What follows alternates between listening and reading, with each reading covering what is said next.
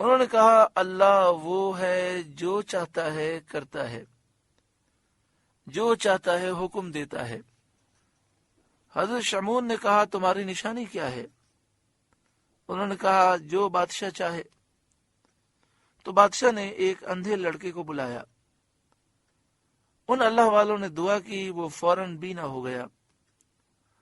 حضرت شمعون نے بادشاہ سے کہا کہ اب مناسب یہ ہے کہ تو اپنے معبودوں سے کہہ کہ وہ بھی ایسا ہی کر کے دکھائیں تاکہ تیری اور ان کی عزت ظاہر ہو۔ بادشاہ نے حضرت شمعون سے کہا کہ تم سے کچھ چھپانے کی بات نہیں ہے، ہمارا معبود نہ دیکھے نہ سنے، نہ کچھ بگاڑ سکے نہ کچھ بنا سکے۔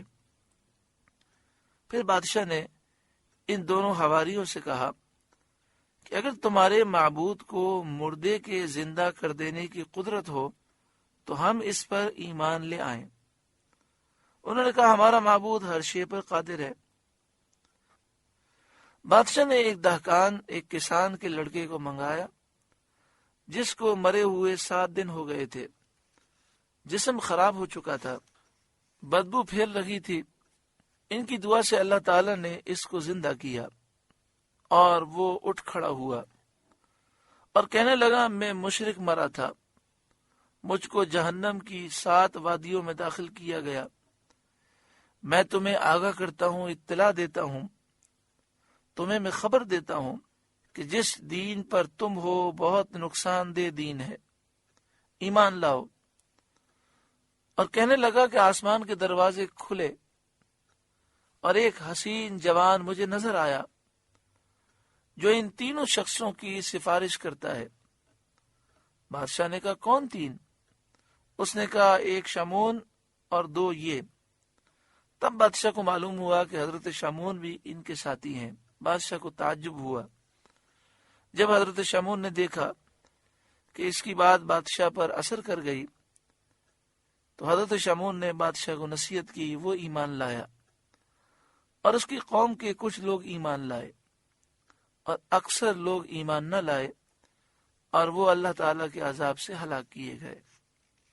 ارشاد فرمایا اذ ارسلنا الیہم اثنین، جب ہم نے ان کی طرف 2 بھیجے، یعنی 2 حواری۔ حضرت کعب رضی اللہ تعالیٰ عنہ کا فرمان ہے کہ ایک کا نام صادق تھا، دوسرے کا نام صدوق، لیکن حضرت وہب نے فرمایا کہ ایک کا نام یوحنا اور دوسرے کا نام بولس تھا۔ فکذبوہما، پھر انہوں نے ان کو جھٹلایا، یعنی کافروں نے ان دونوں کو جھٹلا دیا۔ فعززنا بثالث، تو ہم نے تیسرے سے زور دیا، طاقت دی، یعنی حضرت شمعون سے تقویت اور تائید پہنچائی۔ فقالو، اب ان سب نے کہا، یعنی تینوں نے کہا، انا الیکم مرسلون، کہ بے شک ہم تمہاری طرف بھیجے گئے ہیں۔ قالو، وہ بولے، ما انتم الا بشر مثلنا، تم تو نہیں مگر ہم جیسے آدمی۔ وما انزل الرحمن من شیء، اور رحمان نے کچھ نہیں اتارا۔ ان انتم الا تکذبون، تم نرے جھوٹے ہو، تم صرف جھوٹ بولتے ہو۔ قالو، وہ بولے، ربنا یعلم انا الیکم لمرسلون، ہمارا رب جانتا ہے کہ بے شک ضرور ہم تمہاری طرف بھیجے گئے ہیں۔ وما علینا الا البلاغ المبین، اور ہمارے ذمے نہیں مگر صاف پہنچا دینا، یعنی ہماری ذمہ داری یہ ہے کہ واضح دلائل کے ساتھ صاف پیغام تمہیں پہنچا دیں۔ اور اللہ رب العالمین اندھوں کو، بیماروں کو اچھا کرتا ہے، مردوں کو زندہ کرتا ہے، یہ نشانیاں ہم تمہیں دکھاتے ہیں۔ قالو، وہ بولے، انا تطیرنا بکم، ہم تمہیں منحوس سمجھتے ہیں، یعنی جب سے تم آئے ہو بارش ہی نہیں ہوئی، لہذا ہم تمہیں منحوس سمجھتے ہیں۔ لئن لم تنتہوا، بے شک اگر تم باز نہ آئے، اپنے دین کی تبلیغ سے تم باز نہ آئے اور یہ سلسلہ تم نے بند نہ کیا، لَنَرْجُمَنَّكُمْ، تو ضرور ہم تمہیں سنسار کریں گے، پتھر ماریں گے، وَلَيَمَسَّنَّكُمْ مِنَّا عَذَابٌ أَلِيمٌ، اور بے شک ہمارے ہاتھوں تم پر دکھ کی مار پڑے گی، ہم تمہیں سخت تکلیف دیں گے۔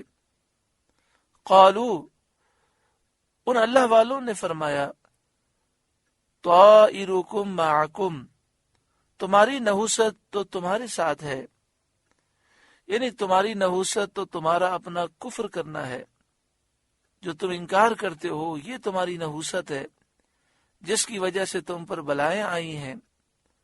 اَإِن ذُكِّرْتُمْ، کیا اس پر بدکتے ہو کہ تم سمجھائے گئے، یعنی جب تمہیں نصیحت کی جاتی ہے اور تمہیں اسلام کی دعوت دی گئی اور جب تمہیں نصیحت کی گئی تو تمہیں برا لگا، بل انتم قوم مسرفون، بلکہ تم حد سے بڑھنے والے لوگ ہو، تم گمراہی میں، سرکشی میں حد سے بڑھ گئے ہو، اور یہی بڑی نحوست ہے۔ وَجَاءَ مِنْ أَقْصَى الْمَدِينَةِ رَجُلٌ يَسْعَى، اور شہر کے پرلے کنارے سے ایک مرد دوڑتا آیا، یعنی حبیب نجار، جو پہاڑ کے غار میں مصروف عبادت الہی تھے۔ جب انہوں نے سنا کہ قوم نے ان اللہ والوں کو جھٹلا دیا تو وہ ان اللہ والوں کی مدد کے لیے آئے۔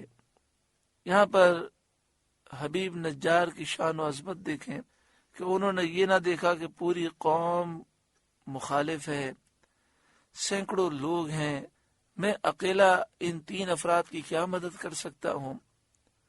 اس واقعے میں یہ درس ہے کہ ہمیں دین کی خاطر نکلنا چاہیے، اور اس میں اگر جان بھی چلی جائے تو پرواہ نہیں کرنی چاہیے۔ انہوں نے اس طرح کی گفتگو کی کہ لوگوں نے مبلغین پر حملہ کرنے کے بجائے ان پر حملہ کیا اور اتنے پتھر برسائے کہ وہ شہید ہو گئے۔ تو اللہ والوں کا یہ طریقہ ہے کہ وہ جان کی پرواہ نہیں کرتے، حق بات کہتے ہیں۔ بڑے خوش نصیب ہیں وہ لوگ جو اپنی ذات کے لیے نہیں، اپنے مسائل کے لیے نہیں، بلکہ نبی اکرم صلی اللہ علیہ وآلہ وسلم کی عزت کی خاطر باہر نکلتے ہیں، روڈوں پر نکلتے ہیں، احتجاج کرتے ہیں، اور یہ صدا بلند کرتے ہیں کہ ہم نبی اکرم صلی اللہ علیہ وسلم کی گستاخی برداشت نہیں کر سکتے۔ پھر ان پر لاٹھی چارج ہوتا ہے، آنسو گیس پھینکی جاتی ہے، جیلوں میں ڈالا جاتا ہے، لیکن وہ پرواہ نہیں کرتے۔ اللہ تعالیٰ ان کے صدقے میں ہماری بخشش و مغفرت فرمائے، اور اللہ ہمیں بھی جرت و بہادری نصیب فرمائے، نبی اکرم صلی اللہ علیہ وسلم کی محبت میں ہمیں اپنا سب کچھ قربان کرنے کی توفیق عطا فرمائے۔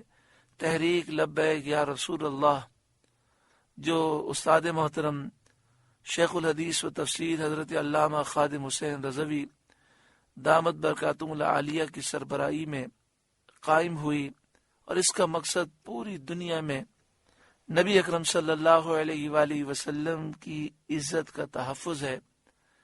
اللہ تعالیٰ اس تحریک کو عظیم الشان کامیابی نصیب فرمائے اور ہمیں اس تحریک کا ساتھ دینے کی توفیق عطا فرمائے۔